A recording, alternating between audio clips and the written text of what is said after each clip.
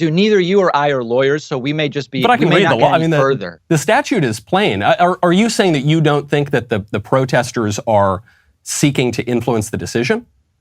I haven't spoken to them, so I really can't say. But you can hear what they're saying, right? Michael Knowles from the Daily Wire destroys soy boy David Pakman in this clip as Michael Knowles and David Pakman are debating the behavior of social justice warriors trying to influence judges' decisions, and David Pakman does what he can to try and dismiss Michael Knowles' claim that these protesters are in fact breaking the law, and Michael Knowles cites that, which pushes David Pakman on the back foot and tries to deflect this federal crime as only the left gets to intimidate judges and presidents, apparently. Let's jump in. I want to make sure that we're not just in an echo chamber here. We're not just talking to ourselves. So I'm bringing on someone who I suspect is more reasonable than Joe Biden. I hope he's more reasonable than Joe Biden. This would be David Pakman.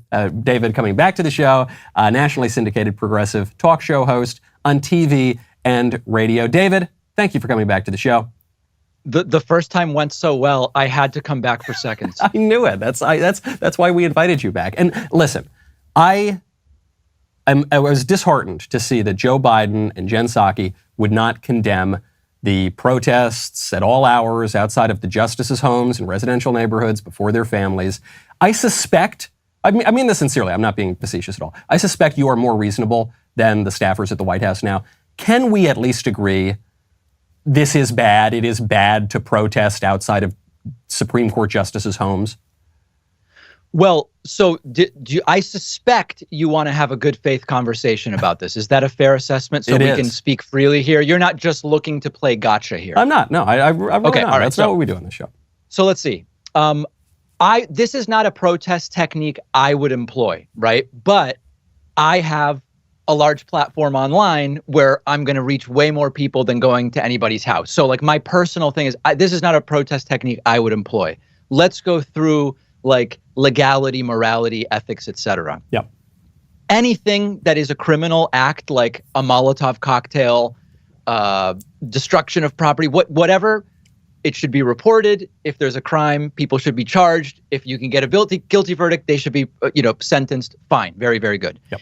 In terms of the speech aspect of this, there's this case from the 90s, Madsen v. Women's Health Center, which found that it's okay for anti-choice protesters to go and protest outside the homes of just random workers at abortion clinics. Okay, now that's not my opinion. That's a decision that exists. Yep. Those are quite literally private citizens. They're just like medical workers, right? So if that's okay and we have a First Amendment, certainly showing up and protesting isn't against the law. Are you and I on the same page about that piece? No, because in the U.S. Code, 18 U.S. Code Section 1507, the federal law, explicitly prohibits protesting outside of the homes of judges with the intention of influencing their decisions. So if the decision has been done, though. No, it hasn't. The decision hasn't come out. There was a leaked draft of the opinion. So I would agree with you. It's not clear that they were in violation of the law if the decision had already come out and they were just expressing their anger. But because the decision has not come out, because it seems clear to me that the protesters are trying to change the course of how this decision is going to come and try to bring political pressure, to me it seems quite clear this is a violation of federal law. No lawyer I've spoken to says that this is against any law unless some specific, if there even something as relatively benign as a noise ordinance, let's say there's a noise ordinance that starts at 10 p.m. Yep. If it's 11 and you're being loud, okay, now we have something to talk about. But that's not the law that lawyer who says there's any law being broken here. That is the law. I mean, the viewers are free to go check it out. But that is a very specific law. There's actually a Virginia statute too, but I'm just talking about the federal law. 18 U.S.C. 1507. You can look it up. Now, you might say, well, I don't like that law. I don't think it's just. I think it's a violation. It's applicable here. I just don't think it's applicable at the homes of these individuals in Virginia, based on lawyers I've spoken to. Neither you or I are lawyers, so we may just be. But I can read the law. Further. The statute is plain. Are you saying that you don't think that the protesters are seeking to influence the decision? I haven't spoken to them, so I really can't say. But you can hear what they're saying. Right? Folks, you can let me know in the comments what you think. But to me, the left always wants to play the word game. Like, oh, it really is this. Oh, it means really that. Like Michael Knowles has cited the code, has cited the law, and it very, very clearly states that you can't do this. You can't be outside before, while a decision is trying to be made, trying to influence that judge's decision. Why? Because we just want justice to be fair. I would think David Pakman would like that, as many times as he supported going after Trump and going after him, always for fairness, right? Always for fairness. So, David Pakman should be in support of not trying to influence judges, but then again, he will always find excuses to, make excuses for his own side.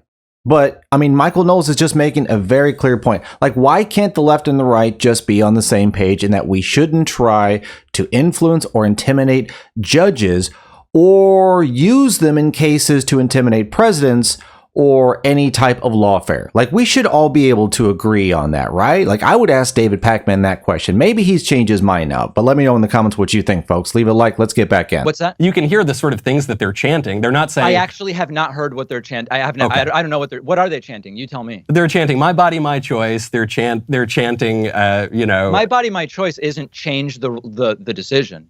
Of course it is. That's just their opinion, right? My body, my choice. They're chanting in support of the ruling that will be overruled by the Dobbs versus Jackson Women's Health Organization case. Listen, I think that if we want to get into the minutia of this at the legal level, I think you would have a hard time arguing that legally saying my body, my choice is equivalent to saying change your decision. So I don't know, David, that this is the best path for us. What would they be doing outside of the justices' homes before a decision comes out, after a leaked opinion? Expressing their opinion. Listen, legally, I don't think you're going to win on that. I don't think you're going to win on legally they were breaking the law because they said my body, my choice. It seems very weak. No, David, they're not merely saying my body, my choice, and they're not merely posting some opinion online. They're going to the homes of these people.